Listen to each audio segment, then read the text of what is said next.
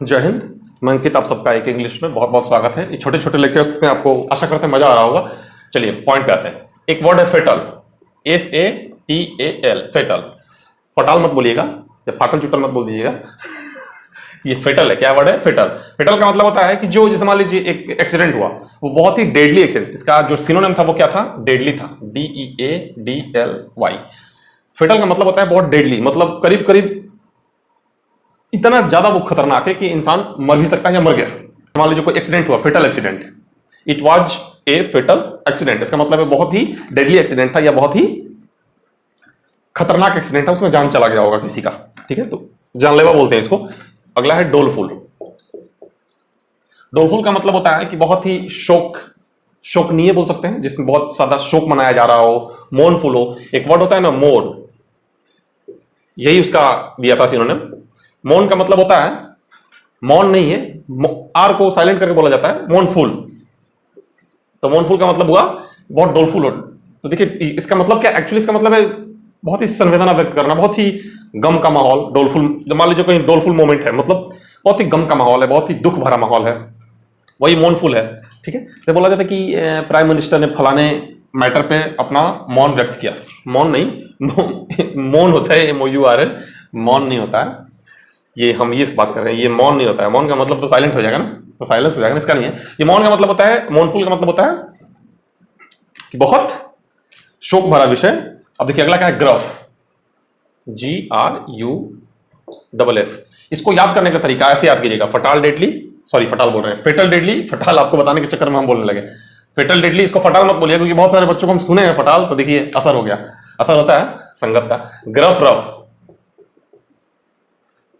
ROUGH है, gruff rough. Gruff का मतलब होता है रफ। रफ मतलब मान लीजिए एक बहुत ही, कोई मान लीजिए कोई व्यक्ति बहुत रफ कपड़ा पहन के आया, मतलब बहुत बेकार कपड़ा पहन के आया, जाहिर सी बात है, तो उसी को ग्रफ भी बोल सकते हैं हम लोग।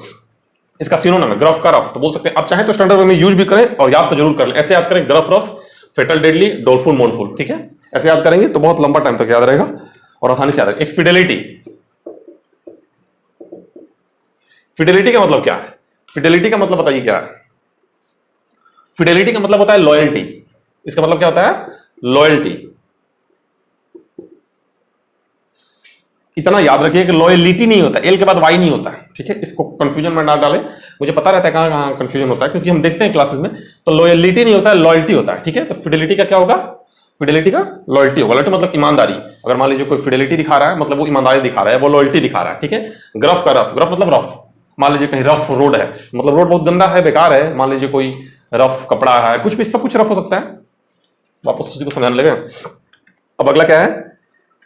इनफ्रक्चुअस है। इनफ्रक्चुअस का मतलब होता है फ्रूटलेस। इनफ्रक्चुअस मतलब कि फ्रूटलेस, कोई काम का नहीं, बिना मतलब का, बेकार, इनफ्रक्चुअस। जैसे ऐसे बहुत सारे लेक्चर्स होंगे जो बिना मतलब के होंगे। INFRUCTUOUS, TUOUS है। इनफ्रक्चुअस का मतलब क्या है? बेकार, फ्रूटलेस। तो इसका वो क्या दिया था उस टाइम दिया था फ्रूटलेस। फ्रूटलेस। ठीक है, मौन हटा दीजिए, यहां पे मौन को मौन करवाइए।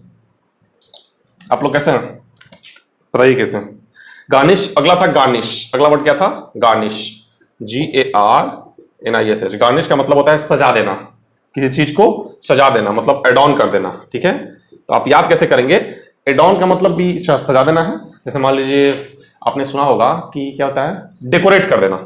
जैसे आपने डेकोरेशन सुना होगा ना, कि डेकोरेशन वाले आए हैं घर में, शादी वादी या कुछ भी रहता है, तो बर्थडे, तो डेकोरेशन वाले आए हैं, तो डेकोरेशन वाले क्या करते हैं? डेकोरेट करते हैं, एडॉन करते हैं, गार्निश करते हैं। र को साइलेंट करके बोलेंगे तो थोड़ा लगेगा कि हाँ थोड़ा आप क्या बोलते हैं, वो स्टैंडर्ड है, थोड़ा आपका इंग्लिश एडवांस है, ऐसा समझ रहे हैं? थोड़ा मुंह और चमका देंगे तो लगेगा कि आपका इंग्लिश बहुत अच्छा है, मतलब गार्निश। ठीक है, आंख टेढ़ा मत कर लीजिएगा। गार्निश का क्या है? एडॉन, और ये डेकोरेट। इनफ्रक्चुअस का मतलब क्या बोले हम? इनफ्रक्चुअस का मतलब होता है फ्रूटलेस, बिना मतलब का, बिना काम का। जैसे फ्रूटलेस, ये पेन कैसा है? तो फ्रूटलेस है भाई, बेकार है भाई, इनफ्रक्चुअस है भाई, कोई मतलब नहीं है इसका। इस पेन से अच्छा है कि लकड़ी खरीद के ला। ठीक है, हम इस पेन के लिए नहीं बोल रहे हैं, उदाहरण बता रहे हैं, पेन अच्छा है तभी तो लिख रहे हैं। ऐसे एक मेंटर होता है, तो मेंटर का मतलब गाइड होता है। ये बहुत आसान है, आपको पता होगा। जैसे मान लीजिए जो हमें सिखाता है, समझाता है, उसको हम लोग गाइड कहते हैं।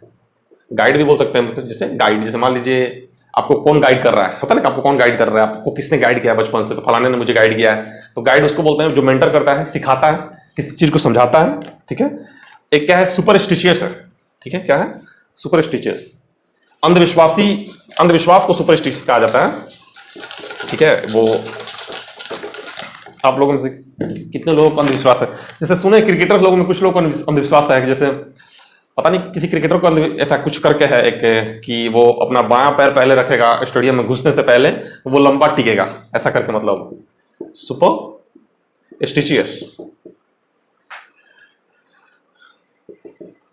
सुपरस्टिशियस है। ठीक है, इसका जो आंसर दिया था वो दिया था इरेशनल। ठीक है, हाँ इसको भी यूज कर सकते हैं, हालांकि ये यूज करेंगे ज्यादा अच्छा लगेगा। मान लीजिए आप किसी को दिखाना चाहते हैं कि अंधविश्वास है, भाई ये बेकार है, अंधविश्वास है, वहां पे आप इरेशनल दिखाएं। ठीक है, सॉरी, वहां पे आप क्या दिखाएंगे? सुपरस्टिशियस दिखाएंगे, इरेशनल नहीं दिखाएंगे, क्योंकि इरेशनल का और भी मतलब निकल जाएंगे। सुपरस्टिशियस का मतलब सिर्फ यही होता है कि अंधविश्वास है। हालांकि सिनोनिम में हमें कोई एक चुनना होता है, तो अगर सिनोनिम एग्जैक्टली नहीं मिल रहा है तो हम एक ऑलमोस्ट चुन लेंगे। आप समझ रहे हैं इस बात को?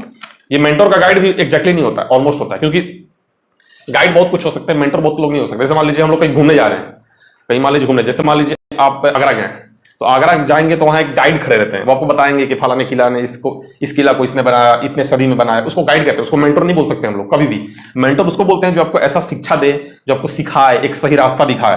तो गाइड का मतलब कुछ भी हो सकता है, लेकिन मेंटर का मतलब ऐसा नहीं होगा। अब कोई आपको लाल किला दिखा रहा है तो मेंटर थोड़ी है वो, समझिए बात को। तो इसलिए सिनोनिम कभी भी एग्जैक्टली नहीं हो सकता है। तो आपको एग्जैक्टली बोलना है तो अंधविश्वास का सुपरस्टिशियस बोलिए, इरेशनल एग्जैक्टली इसका नहीं है। ठीक है, अगला क्या है? रेवेज।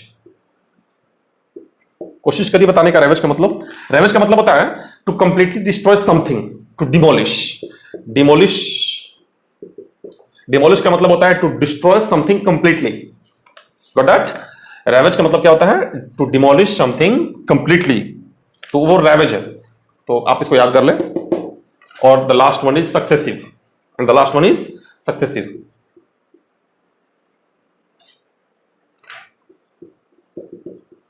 या सक्सेसिव का मतलब क्या होता है? कोई कॉन्स्टेंटली काम हो रहा है, कॉन्स्टेंटली कोई काम हो रहा है तो उसको हम लोग कहते हैं, जैसे मान लीजिए कंसेक्यूटिव। जैसे मान लीजिए कोई काम लगातार हो रहा है, एक सुबह से कोई काम बार बार करके हो रहा है, बार बार करके, जैसे आज एक काम हुआ, कल नहीं होगा, फिर परसों होगा, फिर मान लीजिए उसके अगले दिन होगा, तो उसको हम लोग कहते हैं सक्सेसिव काम, सक्सेसिव वर्क। सक्सेसिव वर्क है, कंसेक्यूटिव वर्क है। ठीक है, कल भी हुआ, परसों हुआ, या मान लीजिए 2 दिन गैप करके हो रहा है, आज हुआ, कल नहीं हुआ, परसों हुआ, फिर तरसों ऐसे नहीं हुआ, फिर अगले दिन हुआ, फिर ऐसे नहीं, ऐसे। ठीक है, वो क्या है? सक्सेसिव वर्क है, कंसेक्यूटिव वर्क है। आशा करते हैं अपने ख्याल रख रहे होंगे, और मुझे बहुत खुशी है आप अच्छे हैं। और हमारे चैनल को सब्सक्राइब करिए, ख्याल रखिए, खुश रहिए, और जल्द मिलते हैं आपसे अपने अगले लेक्चर में।